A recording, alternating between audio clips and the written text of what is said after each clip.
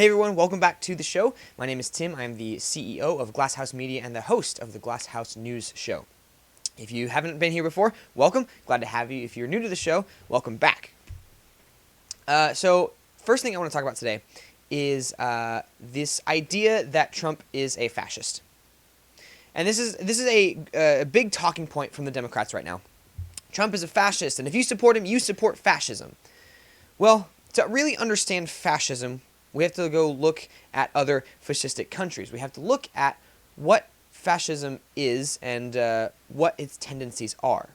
So, a city in China of 11 million people has shut down travel.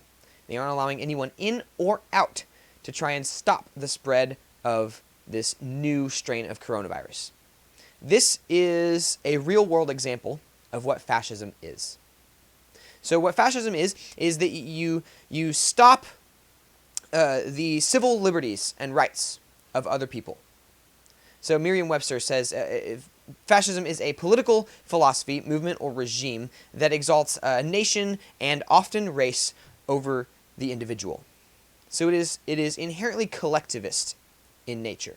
And so this idea that fascism is a right-wing ideology is a little insane to me because the political right in America is inherently individualistic. So to say that the right harbors fascistic tendencies is, well, asinine. There is no other word for it. You're a fascist. Today this is labeled this is a label as commonly hurled as it is poorly understood. President Donald Trump, the progressive New York guy, is a fascist, we're told. So this is an article from The Observer. Then there's Antifa, which is anti-fascist action movement, which fights the F threat by committing violence in the streets like brown shirts. Well played. The online etymology dictionary, generally sober in its rendering of information, amusingly writes of fascism that it was applied to certain groups' ideology from 1923 and has been applied to everyone since the internet. In reality, however, the term's misapplication didn't start with the virtual world, but with virtual history.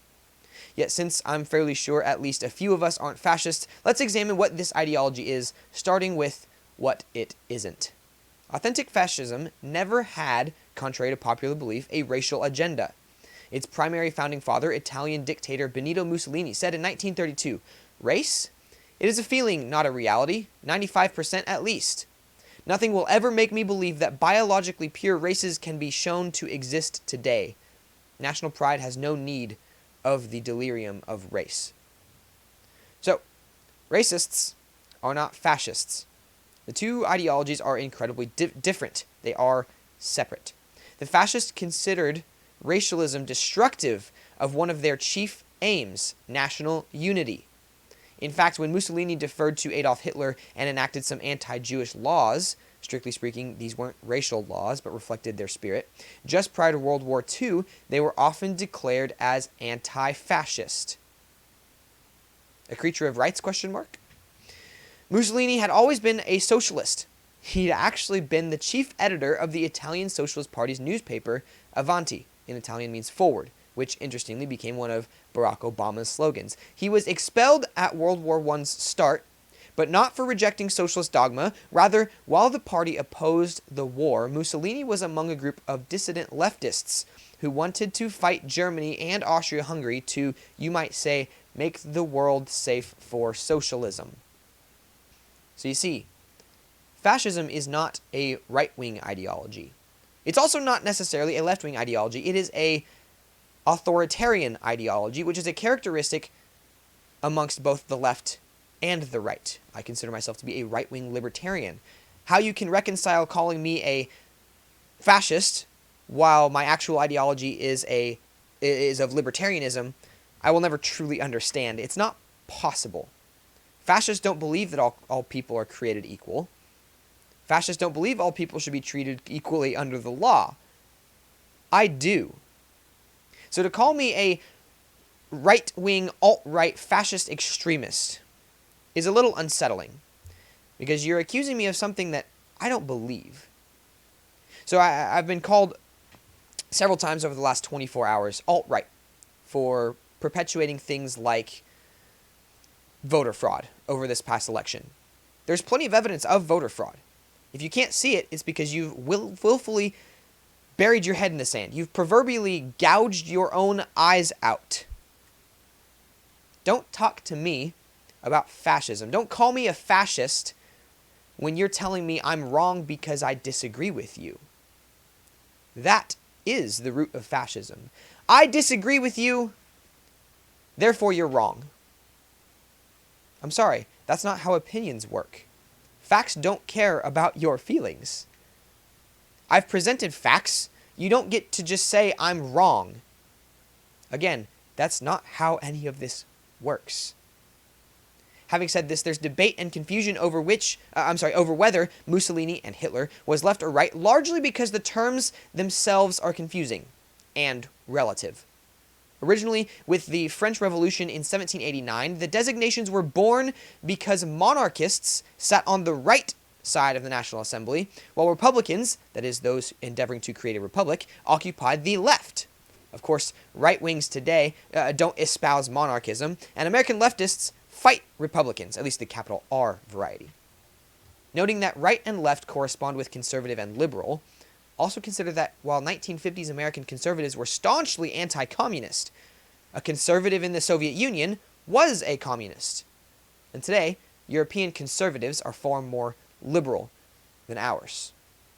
The explanation is that the only consistent definitions of conservative and liberal are, respectively, a desire to maintain the status quo and a desire to change it.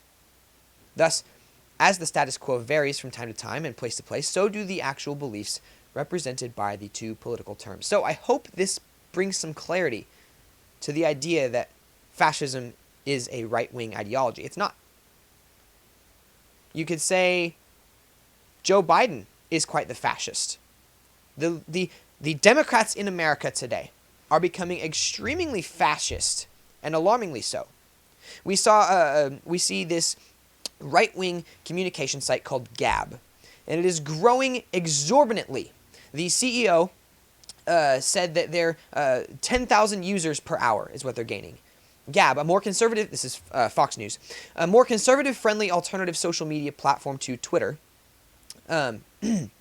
claimed Saturday it is gaining 10,000 users an hour in the wake of Twitter permanently suspending President Trump's account. Trump has also been blocked from posting on Facebook and Instagram, at least until his term ends. Excuse me, sorry, I had an autoplay there. The traffic just keeps growing. Hang tight. Even more servers are on the way, Gab CEO Andrew Torba wrote on his site this Saturday. And Gab tweeted, 10,000 plus new Gab users every hour.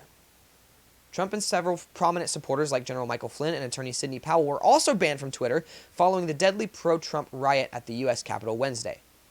Now, there's an argument floating around the left. So several of my friends that have bought into this, that they don't see any Republicans and conservatives denouncing what just happened. That is an asinine, ridiculous argument. Every single person I know is denouncing what just happened in the Capitol. No one I know likes the death threats that Pence and Pelosi are receiving. So this gaslighting that these Democrats are partaking in, this gaslighting of the American people, is what is resulting in the growth of things like Parler and Gab. It's what's resulting in the death of Facebook, Instagram, and Twitter.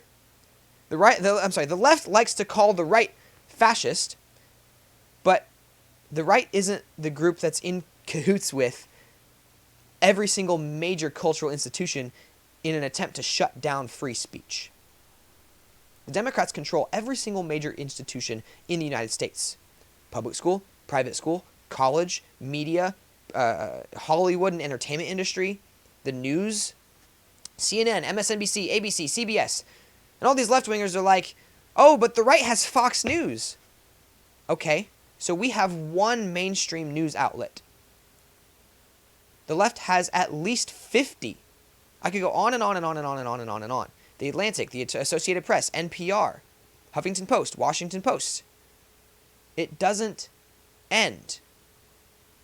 The left is in control of every single piece of information that the United States consumes. They control social media, Facebook, Twitter, and Instagram. They control TikTok. They control Google. They control Yahoo. They control Bing and Microsoft. And yet, people on the left wonder why Republicans are so hateful towards the left. It's because we're getting called ridiculous names from every direction for no reason whatsoever. I've said it once, I'll say it again. The greatest form of slavery is to control what others think. If slavery is defined as controlling others and controlling what actions they do, you have to do that by controlling what they think. In order to control what someone thinks, you have to control what information they consume. And the left has done that so well. They've controlled every single major institution. They've controlled all of the information that Americans intake and consume over the last several decades. And they still call us fascists. Again, I'm a libertarian. I think there should be less government involvement, not more. How that makes me a fascist, I don't know. But it is what it is. We see Amazon said it would remove Parler from its cloud hosting services. This is a CNN article. Amazon Web Services Sunday evening, effectively kicking it off the public internet after mounting pressure from the public and Amazon employees. The decision, which went into force on Sunday at 11:59 p.m. Pacific Time, will shut down Parler's website and app until it can find a new hosting provider. The Parler website was not accessible early on Monday. BuzzFeed News was the first to report the move. Parler is an alternative social network popular with conservatives and has been heavily used by supporters of Donald Trump, including some who participated in Wednesday's U.S. Capitol unrest. People on the left like to say that Parler is just an echo chamber for the alt-right. Well, you created this echo chamber by banning people on the right from the left. Right? So banning people on the right, you forced them all into this pigeonhole. You have pigeonholed them, effectively creating the echo chamber for them. So what did you expect would happen? Instead of willing to have these conversations with people, you said, no, you don't get to talk because I don't like what you're saying. A number of prominent Republicans and conservatives and libertarians, right-wing specifically, have been kicked off of these social media platforms. Dinesh D'Souza, like they said earlier, Sidney Powell, Michael Flynn, simply for the fact they are of the right. This is fascism. And people on the left have the audacity to call me a fascist. They don't really understand what the word fascism means. So again, if you missed it, go back to the beginning of this video and watch. I broke down the roots of the word fascism as well as the definition.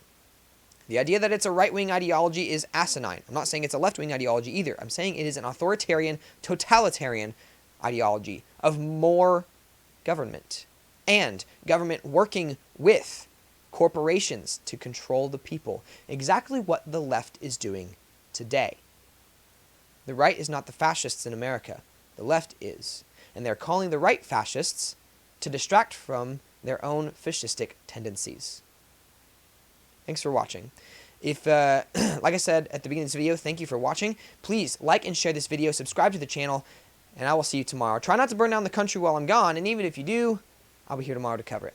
Thanks. Have a good night.